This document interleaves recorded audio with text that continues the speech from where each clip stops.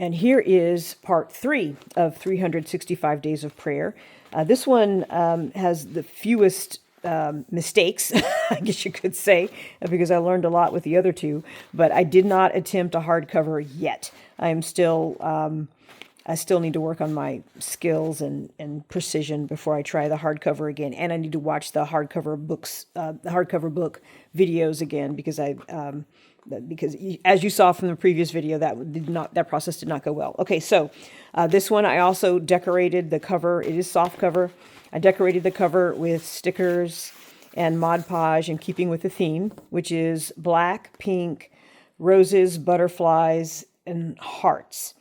I think are all the elements of the primary colors and whatnot. So everything in here is not black or pink, but that is the theme, the uniting theme in this one. So for the closure for this one, I needed to crochet thread. I ran out of the ribbon that I used to tie the other two, so I crocheted some just some strings to hold them together, put in eyelets, and hid the backs of the strings inside those eyelets. So there's pockets, 3 pockets on the cover, or actually 2 pockets in the cover, depending on how you look at it. This one pocket here has got a very large and complicated bookmark in it that I'm not going to pull out and show you, but it's in there with a paper clip because it's heavy as well. It's got a lot of ribbons on it. This is actually the inside of the string to keep it from pulling through. Just a little decorative bauble on the inside, and the same thing with the other one, just a little 4-leaf clover kind of thing there. So the 2 pockets, this actually goes all the way into the back as far as a pocket, and there's another pocket on the back cover just because of the way I sewed it together to give it enough strength and stability.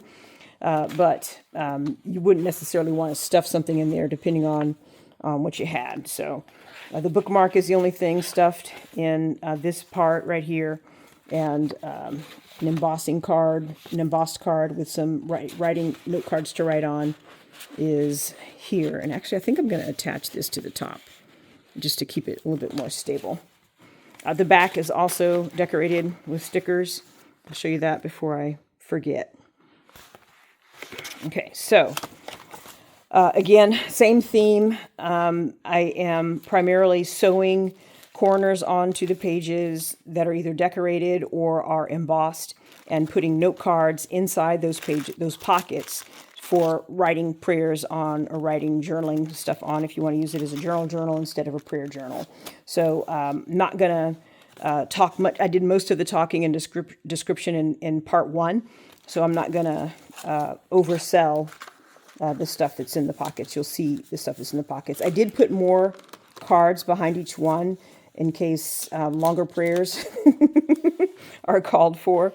Now this I decorated and sewed in, but because I sewed it in here, and because this happens to be the paper that's not strong enough, that's why you've got this little white card in here that has a gap cut in it, so it holds this and braces it to keep it from falling down. And as you can see, I have to keep, because this just is not very sturdy. So I'm gonna use this paper differently if I use it in the future. And I forgot to look for a writing board to see if that would work or allow you to write on this one. Again, this is only one signature.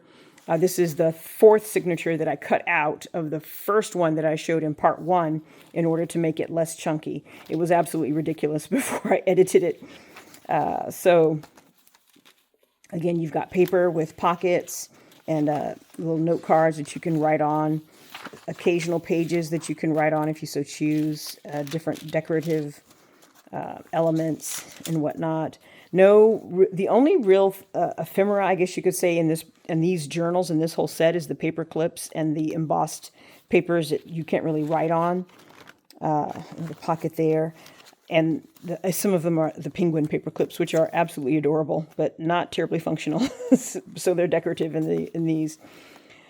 So I am still exploring different journal concepts and thought processes on prayer journals. And I need to look at the prayer journal. These are actually full little notepads, so a lot more paper than the note cards have for extra long prayers. And all the stuff in these pockets can move around. I mean, they're not tied to any particular pocket. So whoever gets this can use it however they want. And as I'm starting this journey, I think feedback is what I need most of all, as far as what works and what doesn't work.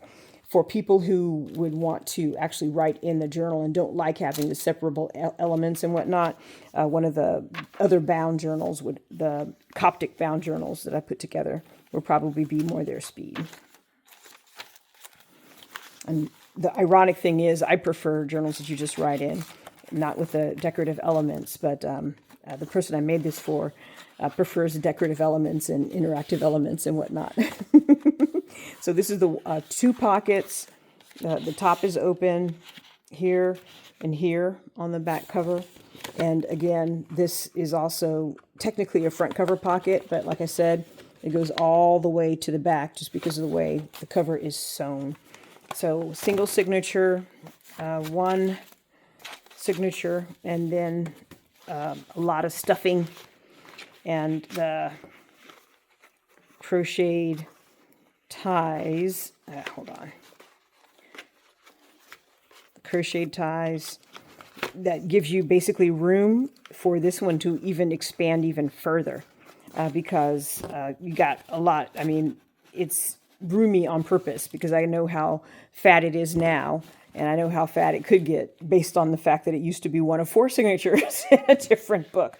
So that is part 3. I haven't assembled any others, so it'll be a while before I do any more. But I think I have a bunch more signatures set aside. I don't know if I'm going to leave them as they are or if I'm going to do something different with them. So this is part 3 of I don't know how many yet.